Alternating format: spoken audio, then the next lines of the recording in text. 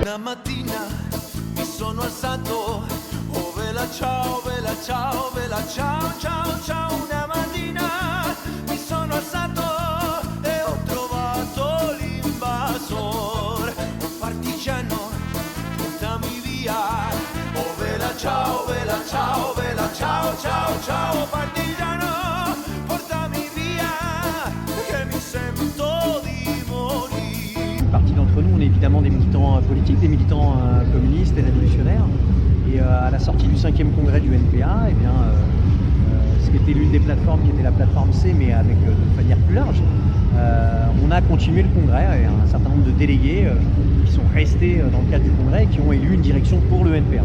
Le NPA tient un point fixe ici, on va manifester, et il y a des militantes et des militants révolutionnaires qui sont dans les entreprises, qui regroupent des grévistes ou qui sont avec des grévistes, comme dans l'Interpro 92, comme dans les universités avec l'Interfac, et qui veulent aussi que cette réalité d'auto-organisation pour le rejet, le retrait de la réforme des retraites aille jusqu'au bout, eh bien veulent aussi que ça soit exprimé. Tu vois, là aujourd'hui, après le 1er mai, que propose l'intersyndicale? Il y aurait besoin qu'après cette séquence de vacances scolaires, il y ait une nouvelle, à minima, une nouvelle journée de grève qui soit appelée pour montrer notre force, notre détermination. Regardez, le 14 avril, avec le choix qui était évident du Conseil constitutionnel, il y a eu plein d'actions qui ont été menées, de rassemblements, de manifestations aussi, pour pas tourner la page. Il veut 100 jours d'apaisement, en fait, il veut qu'on s'endorme et faire passer sa réforme tranquillou bilou. Mais en fait, le gouvernement, Macron, le MEDEF se rend bien compte qu'ils sont tranquilles nulle part.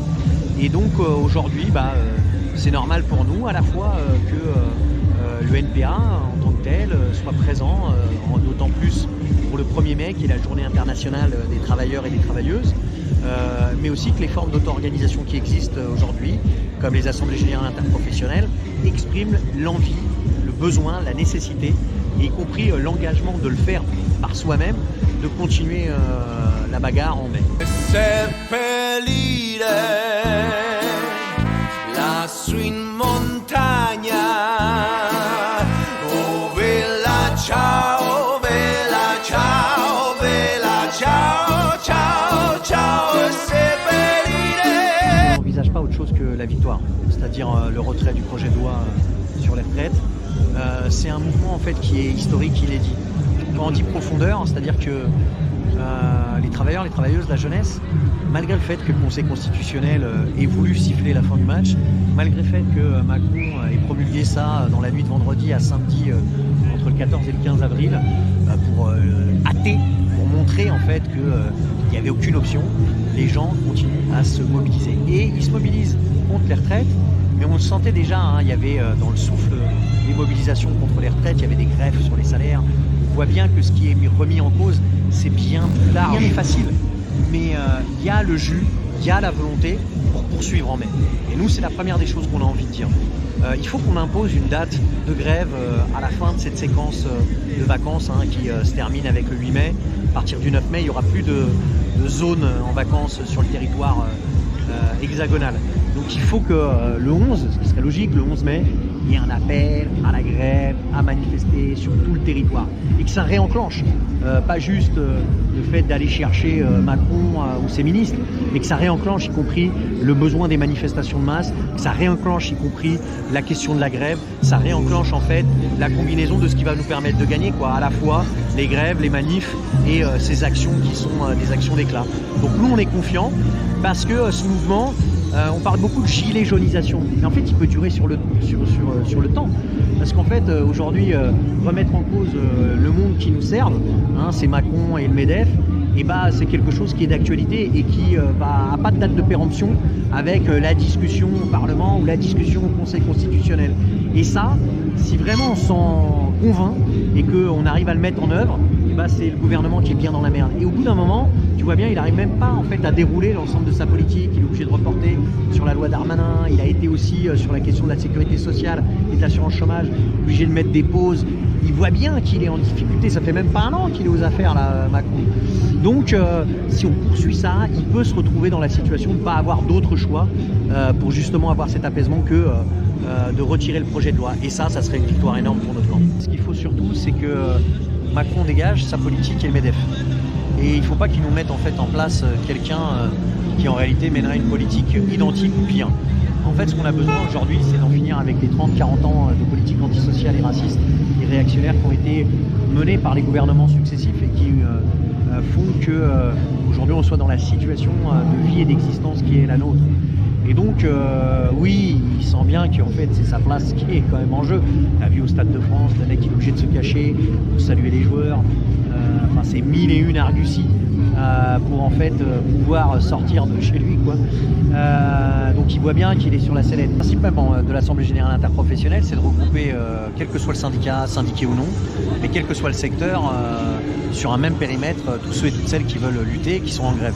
Donc pour nous, c'était naturel dans les Hauts-de-Seine d'être en lien avec l'université de Nanterre, évidemment, puisque la jeunesse, dans toutes les dernières mobilisations, et historiquement, a toujours joué un rôle essentiel, central, pour faire basculer vers la victoire. Donc le travail avec les camarades de l'UNEF Nanterre s'est fait naturellement, d'abord parce qu'on les a soutenus et surtout on a été très impactés, très admiratifs de la lutte exemplaire qu'ils ont menée par l'occupation de la tour administrative à Nanterre pour le droit à l'éducation, d'allier en fait le geste à la parole et de pas juste constater que le droit à l'éducation est bafoué aujourd'hui dans les universités, quelles qu'elles soient.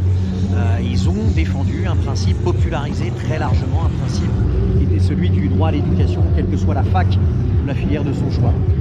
On est aussi en lien avec en fait, l'UNEF Nanterre, au travers de l'Union départementale de Solidaires Hauts-de-Seine, par l'intersyndicale départementale, où il y a Force ouvrière, où il y a la CGT, où il y a la FSU, où évidemment l'UNEF Nanterre est partie prenante. Mais voilà, pour eux, pour nous, c'est naturel en fait de faire bloc, de faire front dans le cadre de la bagarre aujourd'hui contre le gouvernement Macron, contre le projet de réforme des retraites, mais plus largement en fait contre le projet de vie et de société que nous donne le MEDEF, le patronat, à savoir passer notre vie à être exploité et en fait une fois qu'on arrive à la retraite, eh bien être dans des situations qui ne nous permettent pas de profiter de la vie. Donc en fait c'est derrière toute cette logique qu'on combat ensemble et qu'on le fait avec une grande fierté aux côtés des camarades de l'UNEF, étudiants et étudiantes de Nanterre.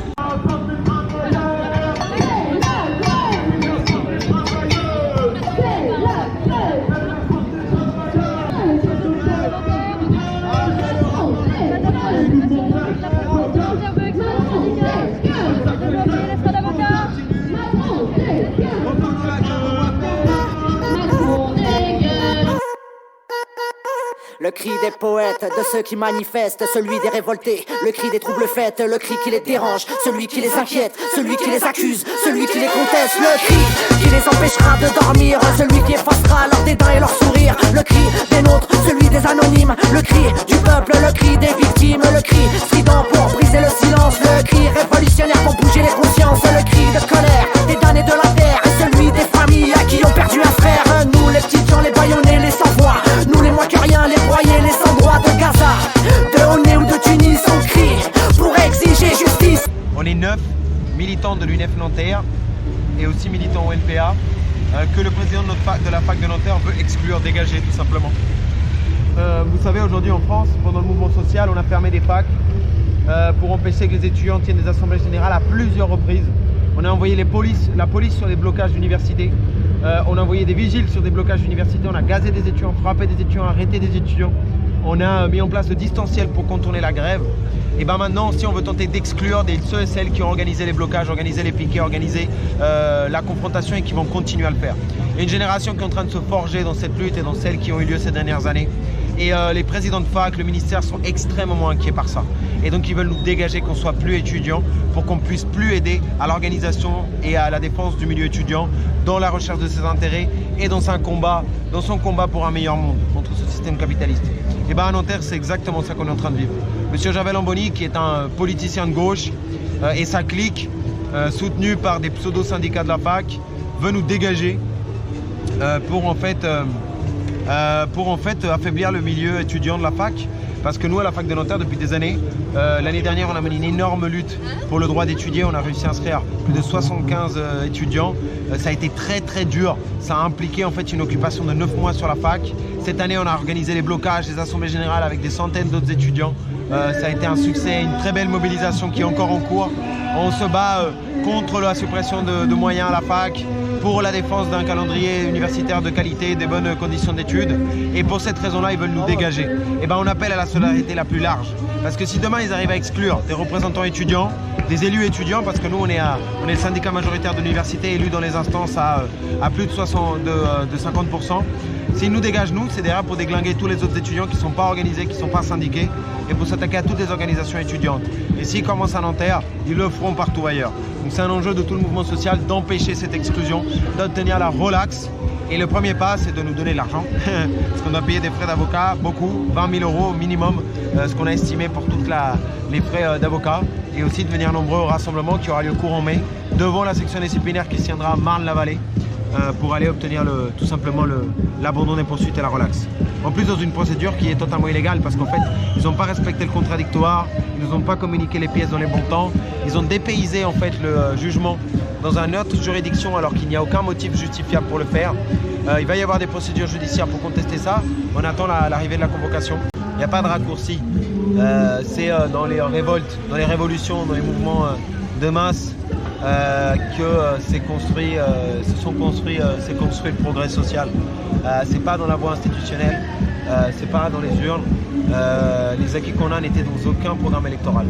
Et ben nous, en fait, c'est ça qu'on veut construire et on trouve que c'est une très bonne nouvelle que la plupart des gens rejettent ce gouvernement et on vit qu'il y ait une explosion sociale et on vit que le mouvement continue. C'est ça qu'il faut construire. Mais on appelle tous ceux qui partagent ça à se regrouper, à s'organiser à la base.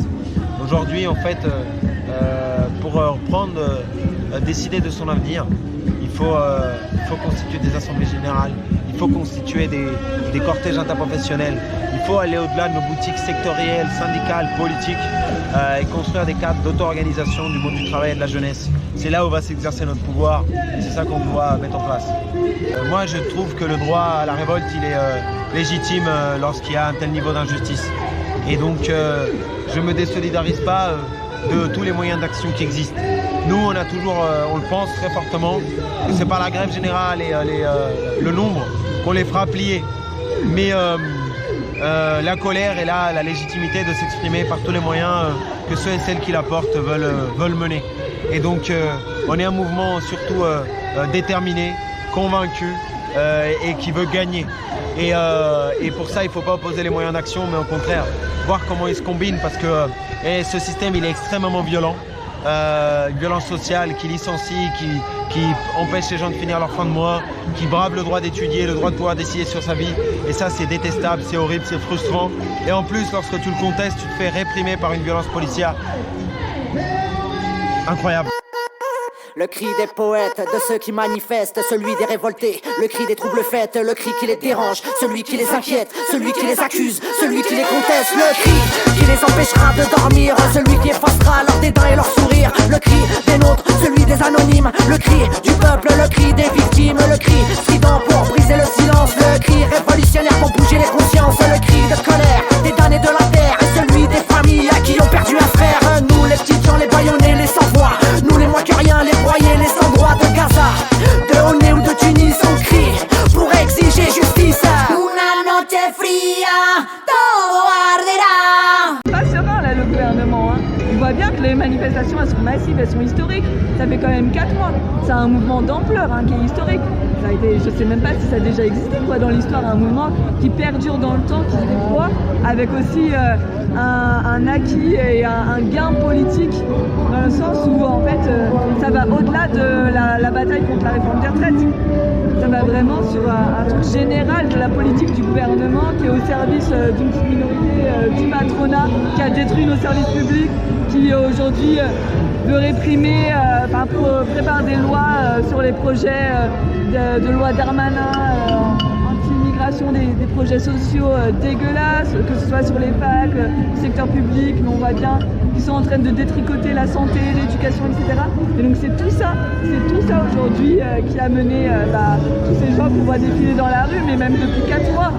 Et donc ça ne s'éteint pas. Au contraire, il y a une nécessité à accélérer la lutte aujourd'hui, et pas à la ralentir comme ce que je prépare, enfin ce que nous a concocté l'intersyndicale aujourd'hui, hein, parce que la dernière manifestation de l'intersyndicale c'était avant les vacances et nous a promis un calendrier qui n'est pas à la hauteur. Donc c'est pour ça qu'avec l'AG Interpro du 92 et tous ces noyaux de regroupement là, on essaye de se munir d'un calendrier qui rythme un peu, d'autant plus, c'est même la coordination. Moi je suis étudiante, donc la coordination nationale étudiante, elle a été aussi très importante en ce sens-là, puisqu'elle s'est dotée de dates pour rythmer ce calendrier-là et appeler aussi les travailleurs à rejoindre et à se mettre en grève ces journées-là. C'est essentiel aujourd'hui que ça existe et c'est primordial et déterminant de continuer d'essayer de regrouper ces forces-là, parce que c'est ces bases-là qui vont être en capacité aussi de dépasser ces dates un peu verrouillées de grèves perlées de plus en plus ponctuelles pour un peu renforcer ce calendrier-là, quoi. Qui dégage, quoi. Macron il peut plus rien faire, on l'a vu dans la dernière séquence, en fait il pouvait plus ni lui ni aucun membre de son gouvernement pouvait se déplacer sans qu'il soit un peu chahuté. En fait il est honni de toutes et tous à l'heure actuelle. Donc en fait il va pas pouvoir dérouler tout son plan tranquillement, en fait, là, Macron. C'est ce qu'il nous a sorti là, la dernière allocution qu'il avait prévu, que maintenant c'était l'appel à la paix sociale, à ces 100 jours d'apaisement qui a été vraiment très bien retourné en fait par le mouvement social, et il essayait de dérouler tout un plan de réforme. Ça va pas être possible. En fait, la colère elle est telle, et la contestation du gouvernement et de tout ce qui va avec, de tout le projet Macron est tellement détesté et contesté par toutes et tous que c'est pas possible. Donc là ils sont obligés de faire reculer toutes leurs lois dégueulasses, les projets de loi Darmanin, etc. parce qu'ils peuvent plus. Ils savent très bien qu'on est à ça d'embraser un nouveau mouvement social. Le mouvement social est pas éteint de fait, mais que ça peut s'embraser du jour au lendemain, qui marche sous des œufs. Et en fait, oui, c'est possible aujourd'hui à l'heure actuelle de faire dégager ce gouvernement, de faire dégager cette réforme, et même au-delà de ça, de contester toute cette politique, tout ce gouvernement qui est au service des patrons, du MEDEF, des mêmes, quoi, la même bourgeoisie qui essaie de décider de nos vies, de la vie de la majorité de la population, alors que c'est qu'une minorité. C'est ça qu'il faut rester. مسافر تروح تعيا وتقولي شعل الندم والعباد الغافلين قبلك وقبلي يا رايح وين مسافر تروح تعيا وتقولي شعل الندم والعباد الغافلين قبلك وقبلي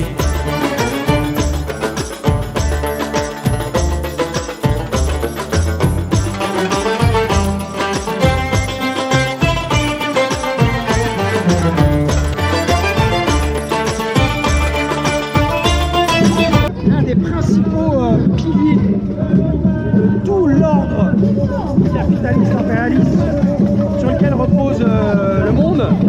Un de ces piliers, c'est le racisme, et c'est l'idée horrible qu'il y a des sous-êtres humains et que c'est pas grave si ces sous-êtres humains meurent en essayant de traverser la Méditerranée ou tel autre, tout simplement chercher à vivre dignement ou à survivre. Et ça, aujourd'hui, la situation à Mayotte ou au niveau de la Méditerranée, ce qui ressort, c'est ce côté affreux, ce côté horrible. Mais je suis convaincu que la jeunesse d'aujourd'hui va se révolter contre cette injustice, mais tellement élémentaire, tellement dégueulasse, de dire mais pourquoi on ne devrait pas être libre de s'installer et de circuler où on veut. Enfin, je suis désolé, c'est comme le dit le slogan, c'est pas en français, mais personne n'est illégal. Personne n'est illégal.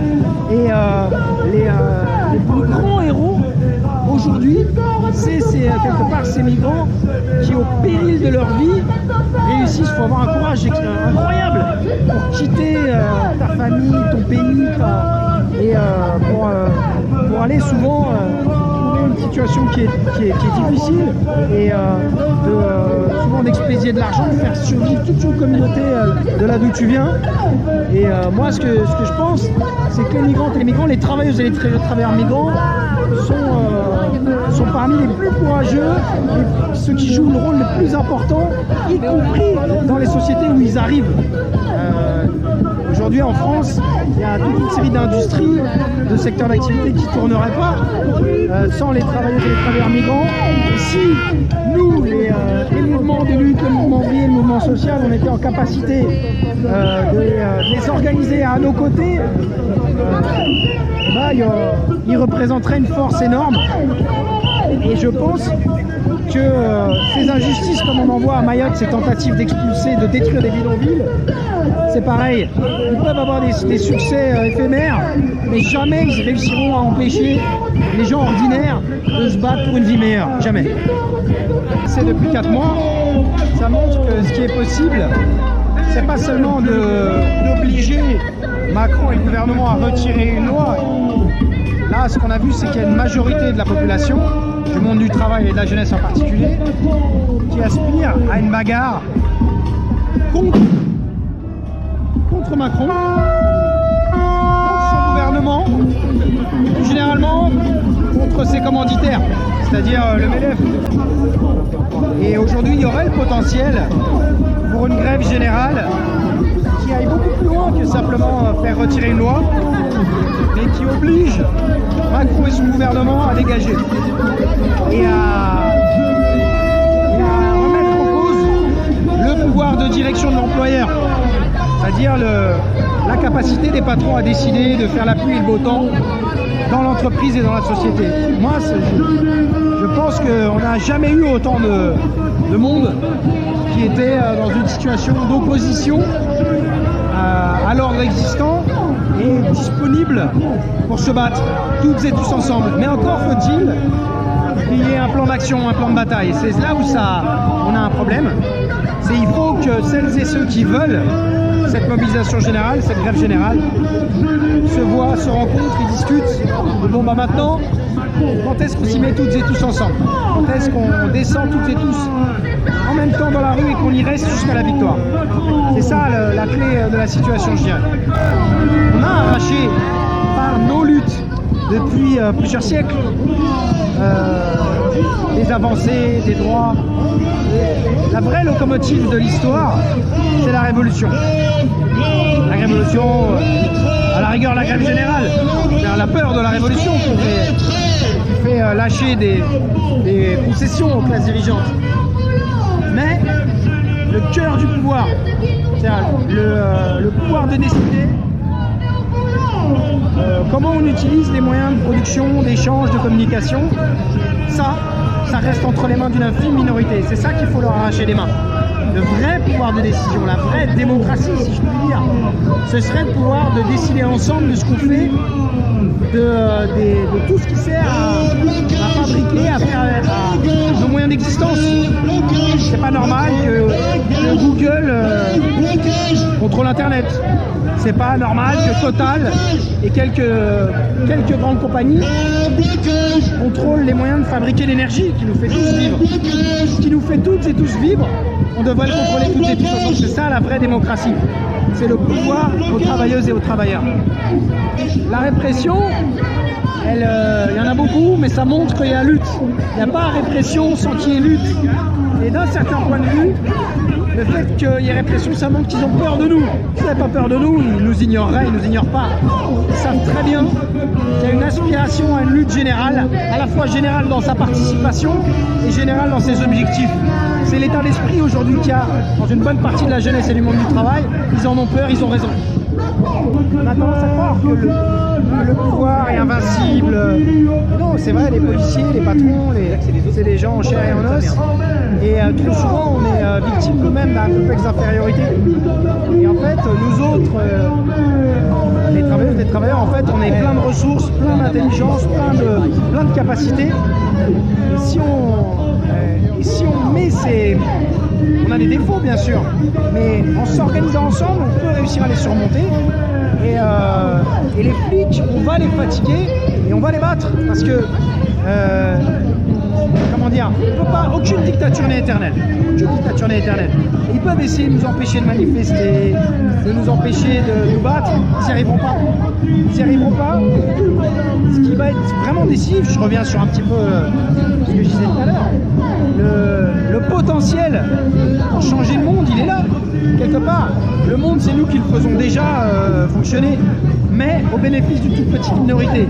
Si au lieu de le faire fonctionner au bénéfice de cette petite minorité, on décidait de se débarrasser des parasites, de le faire fonctionner pour nous-mêmes, ben on se rendrait même nous-mêmes compte de tout le pouvoir qu'on a. Et quelque part, cette fatigue des flics, alors que quelque part ça a été que il n'y a pas eu de grève reconductible majoritaire. S'il y avait une vraie grève générale, on les balayerait. On les balayerait, mais vraiment littéralement, on les balayerait. Et j'en suis intimement convaincu.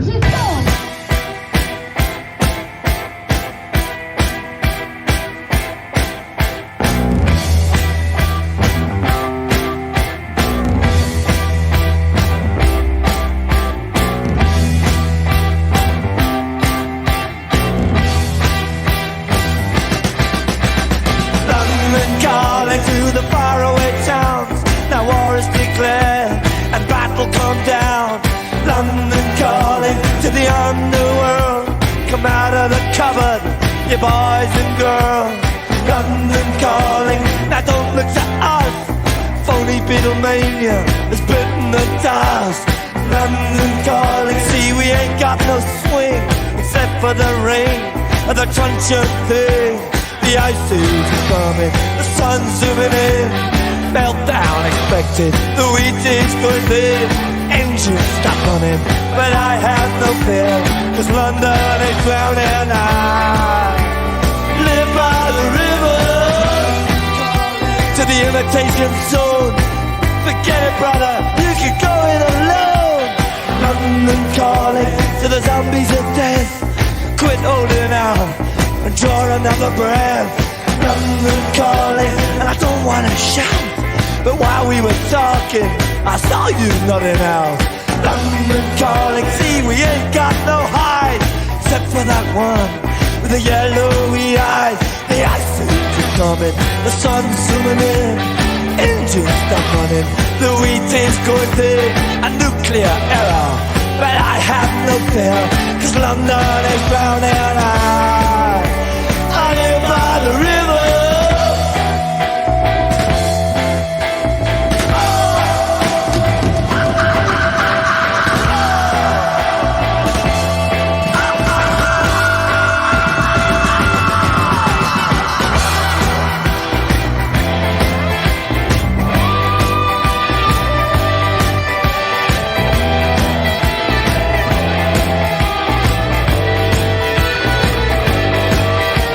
The ice age is coming, the sun's zooming in, engines stop running, the wheat is going thin, a nuclear error, but I have no fear, cause London is drowning. I live by the river. Oh, oh, oh, oh. Oh, oh, oh.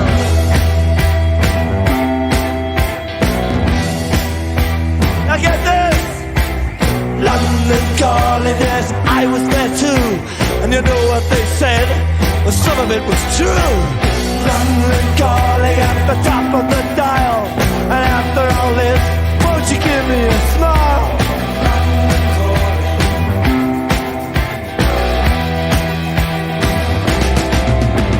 I never felt so much like